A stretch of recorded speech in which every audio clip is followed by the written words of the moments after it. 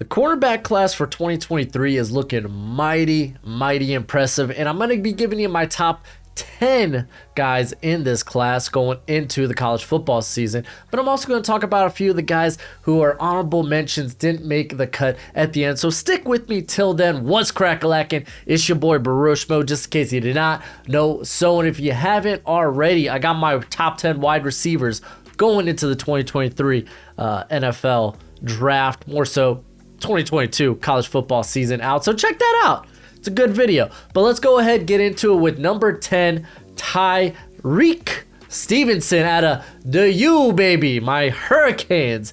Yes, oh yes. Impressive size. 6 foot, 214. Now, he was formerly a 4-star recruit from the 2019 class. He didn't see much playing time for the Bulldogs as he initially went to Georgia, but in 2020, he saw 412 snaps, a lot of them coming in the slot. Actually, I think he had 4 starts in the slot in 2020. He then decided to transfer to Miami because he wanted to be closer to his family, and he started on the outside for the Hurricanes. Looked pretty good, and you know what? I think this guy's got something, man. He's got great size and length. He can stonewall receivers at the line and explode downhill in off coverage. I love the short area quicks, and he's shown that he can play outside and in the slot. His length is a constant problem at the catch point, and he will fight for the ball with receivers on the way down. I like that. This guy plays through the whole play. Now, he's like a power back with the ball in his hands, like talking turnovers. Legitimately, he's just looking for someone to hit. I love that mentality. He just relishes contact, which isn't surprising considering how this guy's size, and probably the hardest hitting corner in this class. Now, of course, we gotta go over some of the bad. He throws his body around with reckless abandonment, and it led to a bit of a high missed tackle total, 17% last year. He can be a bit too aggressive in coverage. Quarterbacks often fool him with a little bit of the eye candy, if you know what I'm saying. And he can be a bit too reactive to double moves. He has good but not great speed, I would say, and he's more explosive than actually fast, so I could see why Georgia used him as a slot corner early on. On to number 9, Joey Porter out of Penn State. I'm not gonna lie to y'all, he might be one of the best people in this class. Now, he's a former 4-star recruit from the 2019 class. He is the son of NFL Hall of Famer Joey Porter Sr., and this guy, after he graduates, he wants to take over his mother's business, which is the Jasmine Irie Day Center, which helps children. If you don't know, I'm a father, about to be a father too in November, but that just warms my heart. He regularly volunteers to help the homeless, partakes in special needs activities. I love the cat. He played 4 games as a freshman, then he redshirted. He started every game in the shortened 2020 season for the Big Ten, and then he proceeded to start every game in 2021 as well. This cat, he's got ideal length, sitting there at 6'2", 192. Ideal length. He's got the size to be a press receiver or a press corner in the NFL. He likes to get after the receiver, and his mentality is just perfect for a press heavy scheme. Great athlete, shows the ability to shadow quicker receivers. He's also tough to block for any receiver in the run game, man. He gets after it. This dude just, all in all, is a total competitor, and I see why some people probably have him a lot higher on their list. Now, Porter, he played a lot of off coverage and gave a lot of cushion underneath, and he plays high in his back pedal, and it takes away from his burst downhill and in transition in some cases. He is a bit too grabby, and he was flagged 10 times in 2021. He likes to play physical and gets in the grill of receivers. However, the problem is he's usually 5 to 8 yards off the ball, and he doesn't make contact till they're already downfield, so it just opens them up to get in toasted. So I think the scheme is a bit problematic there for Porter there at Penn State. Also, zone, he kind of needs a better feel, better read and react instead of just kind of playing his assignment. Like, you go to the Maryland game, and this is going to be fun to explain. So they had trips on the left side, one receiver, but he was pretty condensed. He was pretty close to the ball. And I believe the running back really was just playing pass pro. The trip side, all of them were some sort of vertical route, not even a real crosser. They didn't really cross the other side of the field, while the receiver on the opposite side was basically more of like maybe a 5 to 7 yard drag, and he was playing on that receiver. So instead of following through and seeing, okay, there's a lot of players in this area, he kind of just like passed off his assignment and just did nothing. And that was one of the cases where I was like, probably needs a bit better feel, better recognition. Like, okay, no, I got to go find something to do, because it's not like, again, the running back's playing pass protection. You know, nothing's going on your side. Go be useful somewhere. So as a run defender, he's capable of getting around blockers, but he takes poor angles, tries to seal off the sideline tries to seal off the sideline rather than forcing the play to the sideline. He prefers to throw his body at ball carriers than wrapping up as well. But all in all, like I said, this guy's a competitor. He's also a great human being. Big fan of Joey Porter. By the way, become a bro and subscribe. Leave this video a thumbs up if you enjoy the content. As always, let me know what you think in the comment section below. Let's have that nice, beautiful football discourse. And the popular thing now to do on YouTube, if you really support the channel, is to share the video. So go ahead and do that. Let's go ahead, get back to the nitty gritty. Now let's go to a guy I don't think is going to be on many lists, DAVONTE Brown out of Central Florida. I really don't think he's going to be on many people's radar, but he might. But he's got a very interesting build at 6'2", 185. He's a former 3-star recruit from the 2020 class, so he's going to be a true junior this year. He was coached by former Miami Dolphins, fins up, baby. You didn't know I'm a Dolphins fan. But former Miami Dolphins legend, Patrick Surtain. He also ran track, saw early action his freshman season before becoming the starter later that year, and then he proceeded to start in all games in 2021 and was third team All AAC by PFF. This dude has great length, great athlete, flies all over the field. Versus SMU, he caught up to a running back, and I think it was Bentley. He caught up to him on a 56-yard touchdown from the opposite side of the field. Like, Bentley did kind of like, he tackled him, he tumbled into the end zone, but still, he made up that ground, and I thought that was stupid impressive. Now, you gotta love this guy's hustle. He only has one career interception, but a few of his pass breakups have resulted in interceptions. So just, if you look at that one interception, it don't mean he doesn't have ball skills. He still gets around the ball, and he's forced turnovers in other ways. He's very vigilant in zone and reads the quarterback eyes very, very well. He does need to add some weight. His frame is a bit thin, and he struggles to hold up against blocks, even on smaller receivers, and is a bit inconsistent as a tackler. 19% missed tackle rate in 2021. Pretty explosive downhill, but he does in his back pedal kind of prematurely open up his hips and try to go with the receiver a little too early. But like overall, I'm a big fan. Like I said, there's some good players in this class. Speaking of which, number 7, Tony freaking Grimes out of North Carolina. I'm sorry, you're not going to see Storm Duck. I love Storm Duck. Storm Duck, probably one of the best names in this class.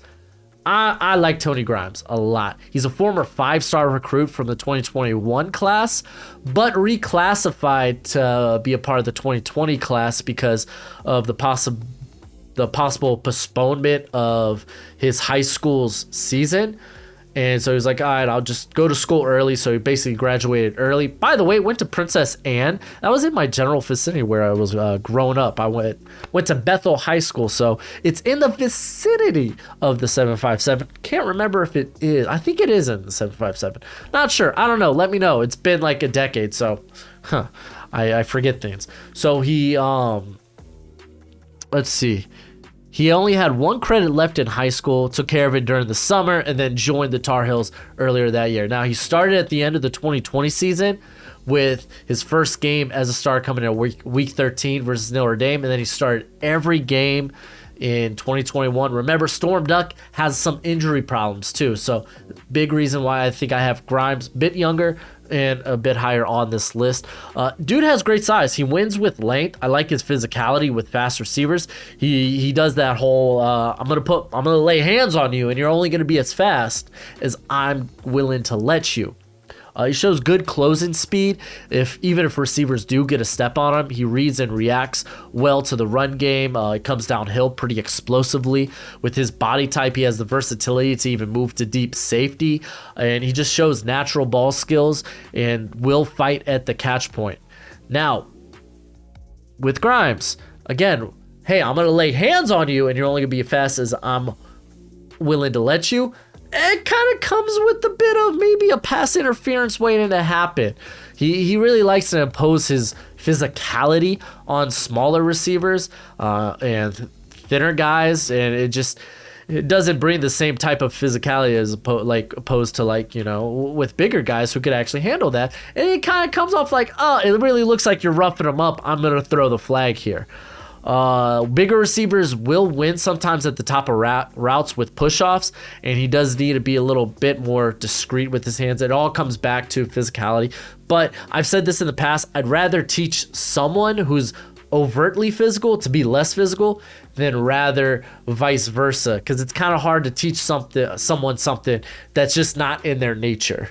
So I'm a big fan of him. I actually have a typo right here in my notes, and I'm gonna correct that. There we go. By the way, hey, if you didn't know, eventually I'll have these, my I guess draft guide. I'll have my Google spreadsheet of guys, evals, all their numbers and whatnot available for y'all on Patreon pretty soon. So if you're down with that, man, check it out when it comes out. I'll let you know when it does. And I just want to give y'all as many names to watch as possible throughout this year. So let's go ahead. Let's go to number 6, Kris ABRAMS-DRAINE, I believe. That's how it's pronounced. I don't know. We'll see. I'm going to call him KAD because that sounds kind of cool. But KAD, former 3-star recruit from the 2020 class. He initially was a wide receiver and actually played 5 games at receiver during his freshman season. He then converted to corner and started 10 of 13 games for the Mizzou Tigers. Matter of fact, back in high school, he was kind of a do-it-all player, so it was not like it was anything new to him. And he played pretty darn well. This guy's just a natural mover. His quick feet can be seen in a variety of different ways, whether it's explosion out of his back pedal, his movement skills, change of direction, closing speed. You just see his feet working. I like that. He already has a good feel for the position. He reads and reacts pretty darn well to what receivers are going to do and what's going on necessarily in the backfield of the offense. He also plays the catch point exceptionally well for being a guy that's 5'11", 177. I think he plays the catch point pretty well. And you know what? Guy's a former receiver. You kind of should play the catch point well. But also good length. Also has great return ability. Now, again, kind of slot corner size. You're sitting there at 5'11", 177. And again, it's the 177 I'm a bit more concerned with. You know, if you get that up to like 185, 190, you feel a bit better about that. And to be fair, 78% of his snaps last year were in the slot. So it's like, is this guy maybe the best slot corner in this class? Perhaps. I don't know. We'll find out. But he's got a lean build. Could, again, good put on some mass. He can be baited by quarterbacks, and he does bite on double moves quite a bit. He can be a bit overtly aggressive in coverage in that regard, and he will get a better feel now that he's the full-time starter at the position. So I really look forward to seeing what he can do. I got a top 50 grade on him right now. Y'all know I'm a sucker for a really good slot corner. Elijah Molden.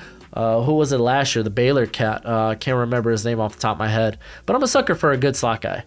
And then number 5, I got Clark Phillips III. I said I was a big fan of him before going into this deep dive, and I kind of stand by it.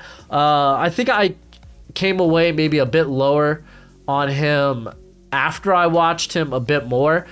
Because again, I mean, I guess we could go over a little bit of, I'm gonna get my sweatshirt out of the way a little bit. Sorry, Gojo, I didn't mean to scare you.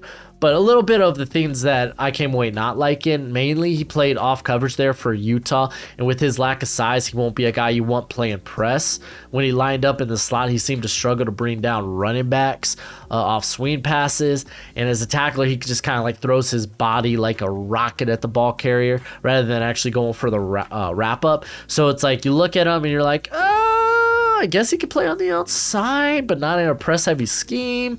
And he's not really a guy that I think is going to be good in the slot either. But anyway, former 4-star recruit from the 2020 class, started as a freshman in the shortened Pac-12 season, only 5 games, but remained the starter through 2021. I like the dude's a competitor. He is a competitor through and through, so despite his size, he doesn't let himself get bullied around in coverage by bigger receivers on the outside. Again, in press, I'm kind of a bit more scared, but again, he's not playing a lot of press, so it might be is what it is. His game versus Drake London was pretty solid. Like Phillips, he was in the grill of any pass that was 10 plus yards down the field, and he was just jumping routes underneath against London. Dude's just explosive coming downhill or out of his back pedal. The Trojans literally, to get Drake London involved in the game, and I'm saying like USC was one of the big games I watched, and I came away, I was like, yeah, I like this dude. They literally, to get Drake London involved, they started throwing screen passes. They were like, fine, you're gonna play off, we're gonna get the ball into the hands of our playmaker, because that was literally the only guy they threw to at USC. Shows quick feet, great anticipation, reads and reacts quickly, and had 2 pick sixes this past season. So not that half a bad. So big fan of Clark here. And then at number 4, I got Garrett Williams out of Syracuse, and I ended up liking him so much more than I expected. I don't know what they put in the water for these Syracuse corners, but mamma mia. Williams, former 3-star recruit from the 2019 class. He also ran track in high school. He redshirted his freshman season, but instantly became the starter in 2020. In 2021, he dealt with a lingering hamstring issue, but he still managed to play 10 games despite that, and he did it at a high level. I liked it. Williams has very nice movement skills, and he's shown the ability to be a ball hawk. 2 interceptions, 13 pass breakups through his career thus far. Has good closing speed, breaks well on the ball when it's in air. He's very active versus the run, willing to throw his body out there and just throw it around. He will either dive and drag or go for the straight hit stick, and despite that, 12.7 missed tackle rate. Typically, you have a guy that just kind of throws his body around. You think, he's, especially in the secondary, it's like, okay, he's just not that strong. So he's hoping just to maybe catch the ball carrier off guard, knock him down. But no, man, this cat, not that half bad. He does play a lot of off coverage and doesn't really get to show off what he can do in press, because I really think he is capable of being a very good press corner. While he has the length and the build capable of being a phenomenal press corner, there just aren't many examples to pull from tape of him doing so. We kind of had the same issue with Ifeatu Melifonwu. He could also be a bit more physical and competitive at the catch point. He had an interception last year. It was more of an underthrow deep downfield, and just kind of like puts his hand out there. Like, he just doesn't aggressively attack the catch point, in my opinion. He doesn't get good leverage downfield and allows himself to get stacked by receivers. He tends to get lost in traffic on his way to the ball carriers. The Liberty game in 2021, see, I love why I put these notes for myself. The Liberty game in 2021 is a good game to watch, as it emphasizes most of the things that he needs to get better at. So yeah, there you go. At number 3, Eli Ricks. Didn't feel great about this one, but here we are, because there are some legit character concerns, and we'll get to it. I say legit, it's one instance, I guess you could say. I don't know. It kind of depends how you feel how his transfer from LSU went. But former 5-star recruit from the 2020 class, started as a freshman in week 4 and was in and out of the lineup. He was a third-team All-American in 2020 as well. In 2021, his season was cut short by a shoulder surgery, and then he decided to transfer to Alabama. I didn't really look at if there were any problems there between him and LSU or if it was just because of the coaching change. So I don't know. But he was arrested this offseason for speeding, no insurance, and possession of the Mary Jane, the reefer, the whatever Scylla names for it. Weed. He got caught with weed. But don't know if he's going to face any like a game suspension or something. I guess we'll see. But yeah, you see that. It's like, come on, man. Get it together. Get it together. We saw something very similar to that with DeMarvin Leal. I don't really think that sank his draft stock though. There was other things that went on prior to during the season. It was like, what's up, man? Anyway, Rick's very physical guy, great length. He will stick receivers at the line, and he does a good job of keeping his hands on them. Again, another one of these guys. I love this. I'm gonna lay hands on you. You think you're fast? You're only fast as much as I'm gonna let you be. Receivers. Oh, I literally wrote that right there. Receivers will only be as fast as he lets them be. Anyway, legit ball skills. Makes plays on the ball like he was a receiver himself. He's too strong to be blocked by receivers and capable of just blowing up plays in the backfield. Love this dude's attitude and mentality on the field. There will be questions about his speed. Moving to Alabama, again, that's a place where you're kind of protected when it comes to that. When it comes to speed concerns, his hips can be a bit stiff, and he does open them up a bit early, allowing himself to get turned around. He isn't twitchy, and he takes a bit to get going. And I said he was a willing tackler, but he needs to do a better job of holding on to tackles. 20% missed tackle rate through his career. Number 2, Cam Smith out of South Carolina, one of the older corners in this class. He will be 23 when he takes his first snap as a rookie in the NFL, but he's a former 4-star recruit from the 2019 class. He redshirted his freshman season, then he saw some playing time in 2020, but missed the middle of the season with a leg injury. He finished the season as a starter. He was a lockdown corner in 2021, especially after the Georgia game. Smith, dude, this guy, he's always at the catch point. Last year, 3 interceptions, 9 pass breakups. Like, if you're going to catch the ball on him, then you're going to have to earn it, man. He keeps his hands in there, and like, you're gonna have to complete the catch and hope you can get it to your body. I just love that about him. He keeps his hands in there and just really makes it tough for the receiver. He could be a bit more refined with how he uses his hands, but he packs like legit serious punch. Like, this is a guy that could be like a candidate to be like, as a tackler, like, yo, get that peanut hammer going, Charles Peanut Tillman. Come on, guys. But yeah, I could see him being a guy that can really force a lot of fumbles. He shows good movement skills. He's capable of following guys across the field. He recognizes and reacts quickly to the play and comes downhill with some bad intentions. I like it. He might not be the most sure tackler in this class, but he is definitely the hardest hitter. He also is relentless in pursuit and does a good job of not getting tangled up with receivers. Now, again, when you're dealing with these more physical corners, they might be a bit overtly physical during the route, and especially at the catch point. So it's something you just gotta watch out about. Like, I love the mentality, but he could still stand to be a bit more discreet with how he uses his hands and such. He could end up being flagged heavily early in his career. We've seen that in the NFL as more physical guys. When they go to the NFL, they have to learn how to kind of tone it down a bit because they end up their rookie year being just a pass interference waiting to happen. And then at number 1, this should come as no surprise. I've been seeing the praises of this cat on Twitter in my mock the mocks. KELEE Ringo. Hopefully I gotta get his first name down. There's 3 E's and it's throwing me off. KELEE Ringo? I'm gonna go with that. I freaking love this cat. I did not expect him to be my top corner. I went into this thinking Cam Smith was going to be my top corner. Went into my like deep dives, and I walked away from Ringo like, no one's touching this guy. This guy is a top 10 pick, easy. Dude's a former 5-star recruit from the 2020 class.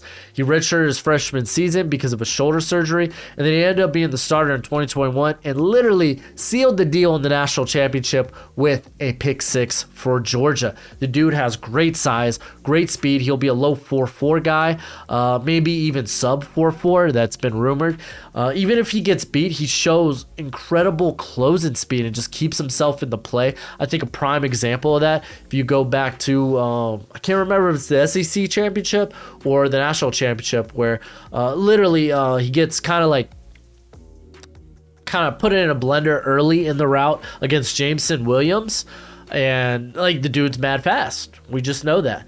But he was able to close the distance, and to be fair, Ringo was playing very like basically impress, and should have had safety support. Christopher Smith, I don't know where you were at, but you weren't there for him. But he still managed to, like, Ringo closed in on Williams and made it a tough catch. Like, dude's impressive. He does a good job of playing both the quarterback and the receiver. If the ball is in air, then he knows it and he plays it like a receiver, essentially. He uses his hands well during the route, and at the line of scrimmage, he will not let his hands be swiped away. He comes downhill with bad intentions, and I love when he tries to just lay the big hit. It's nice. He loves it. I love it. He has some good speed, but he can be got by double moves, and that was kind of the case with Jameson Williams. He's more of a linear player than lateral, so that's just something to kind of watch for. I'm kind of nitpicking at this point as a tackler, more of a bigger hitter than a wrapper upper, but dude's great. I'm a fan. He's top 10. Might be higher. I don't know. I'm still putting it together my big board. There's a couple of guys I still want to add to some of these prospect rankings, but let's get into way through for Michigan. So I just kind of want to see more of him, but I really liked what I saw. I also got Emmanuel Forbes, Mr. Pick. This is Mr. Pick 6. He had, I guess, 3 pick 6s last year. I must have missed one of them, but like, dude's super impressive. Despite the pick 6s, he's coming off a down year.